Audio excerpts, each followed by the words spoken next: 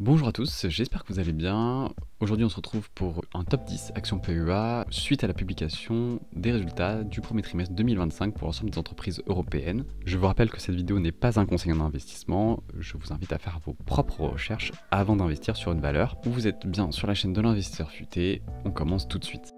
On a une première société qui nous quitte, c'est Melexis, qui, suite à des prévisions de chiffre d'affaires attendues en baisse de 15% cette année, son ROE, Return on Equity et sa marge nette sont également en nette baisse et sa valorisation n'a pas suffisamment baissé pour suivre cette baisse de qualité, entre guillemets, avec un PER qui est à 26 au moment où je tourne cette vidéo. Je pense que c'est une valeur qu'on pourra revoir dans les années à venir, pour des questions notamment de souveraineté sur les semi-conducteurs en Europe, entre autres. En attendant, c'est une société qui quitte le classement. Et donc on commence ce classement avec la 10e place, c'est Euronext. Euronext, c'est une excellente croissance moyenne du chiffre d'affaires de 9% d'une année à l'autre sur les 5 années qu'on voit ici sur le graphique. C'est une croissance soutenue donc du chiffre d'affaires avec des marges qui croissent également. Euronext a un free cash flow attendu en hausse cette année, un ROE qui croît aussi. L'entreprise est très bien orientée et ça se voit sur son cours qui monte effectivement beaucoup en accord avec ses résultats. À la 9e position, on retrouve Moncler. Donc Moncler, c'est une bonne croissance du chiffre d'affaires, un taux de croissance plus faible sur les 3 dernières années cependant, avec une croissance moyenne du chiffre d'affaires de 12% d'une année à l'autre sur les 5 dernières années. C'est une société qui commence à montrer des signes de stagnation sur les 3 dernières années au niveau du free cash flow et avec un ROE qui baisse petit à petit. Ça reste fondamentalement une entreprise solide. Je me demande juste si maintenant elle va pouvoir poursuivre sa croissance.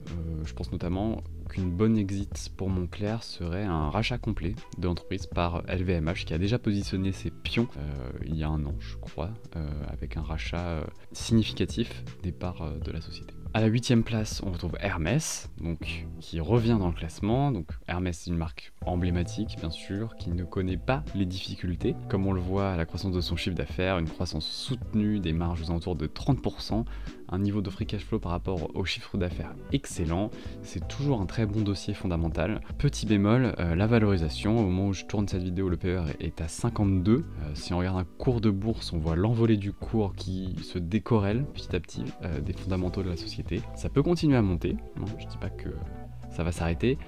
Hermès est peut-être valorisé ainsi à raison. En effet, Hermès c'est un énorme moat, très bonne maîtrise de l'image, très fort pricing power. Pour moi, pour le moment en tout cas, c'est trop valorisé, j'ai peut-être tort. À la 7e place, on retrouve FDJ United, donc une société extrêmement solide qui affiche une belle croissance sur 5 ans, avec une croissance moyenne d'une année à l'autre de 14% de son chiffre d'affaires. Le résultat net est attendu en baisse, alors que son chiffre d'affaires augmente à cause de la surtaxe sur les jeux d'argent et de hasard en France, qui impacterait naturellement la FDJ United. Ceci dit, la société offre un bon dividende, avec un rendement d'un peu plus de 6%. La société s'est bien diversifiée les années passées avec le rachat de Kindred, par exemple. À la 6e position, on retrouve ASML, pareil, société avec un énorme moat, marge nette légèrement sous les 30%, ROE vers les 50%, pas de dette nette et avec une belle croissance sur les 5 dernières années. Et pour le coup, pas vraiment de problème de valorisation à mon avis, c'est une belle valeur qui mérite amplement sa place dans le top 10. À la 5e place, donc on a Azimut. Donc 2024, ça a été une très bonne année pour Azimut, chiffre d'affaires record, 39% de marge nette, bilan très sain dans un contexte plutôt difficile, et une augmentation de 75% de son dividende. Il est attendu une légère baisse de régime pour 2025 pour la société, ce qui l'a fait légèrement chuter dans le classement, malgré des fondamentaux qui restent très bons. Si vous investissez à long terme, a priori, il n'y a pas de crainte à avoir sur la société. À la 4e place, on retrouve Amundi, toujours en croissance, qui gère sa barque avec une croissance continue du chiffre d'affaires, plus 3% par an sur les 5 dernières années. Donc c'est pas un énorme taux de croissance, mais bon, ça croît. Marge nette exceptionnelle, mais je le rappelle, c'est quelque chose d'attendu pour les gestionnaires d'actifs qui ont peu de coûts pour générer du chiffre d'affaires. Une légère dette nette, inférieure à une fois le résultat net, donc c'est très rapidement couvert. Toujours très solide, avec un dividende qui a légèrement augmenté, en passant de 4,1 € par action à 4,25 €, ce qui fait au prix actuel, au moment où je tourne la vidéo, un rendement de 6% par an.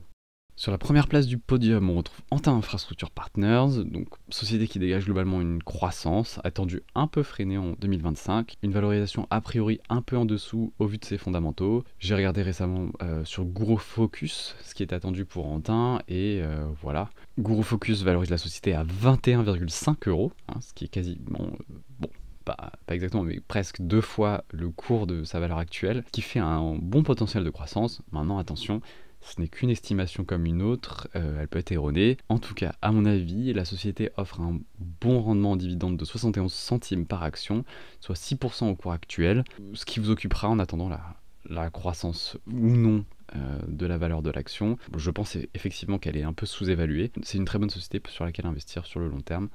À la deuxième place du podium, surprise, on retrouve Tenaris. Je dis surprise car la société a une petite baisse de régime par rapport à l'exercice précédent, dû aux conditions du marché, mais des résultats qui factuellement sont tout de même solides.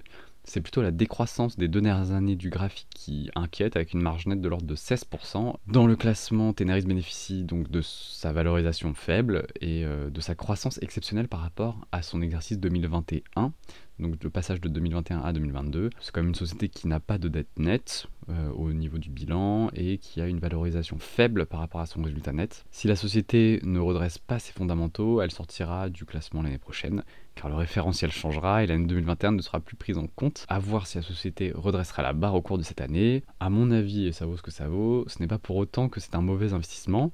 C'est une société tout de même solide qui pâtit de l'environnement actuel avec des droits de douane sur l'aluminium et l'acier, mais les remous sont sûrement que passagers. En attendant, la société verse un dividende de 74 centimes par action, croissance de dividende entre parenthèses de 6% par an sur 10 ans, avec un payout ratio actuel de 41%, donc société qui a de la marge pour verser ses dividendes. Ça peut être un coup à jouer, vous seul êtes maître à bord, mais voilà, je pense que ce n'est pas un mauvais dossier, et la société reste à la deuxième place de ce classement factuel, qui prend en compte avec des poids différents, notamment, je le rappelle, la croissance du chiffre d'affaires, le niveau de marge nette, la dette nette, le RO, le free cash flow dégagé, les capex et la valorisation.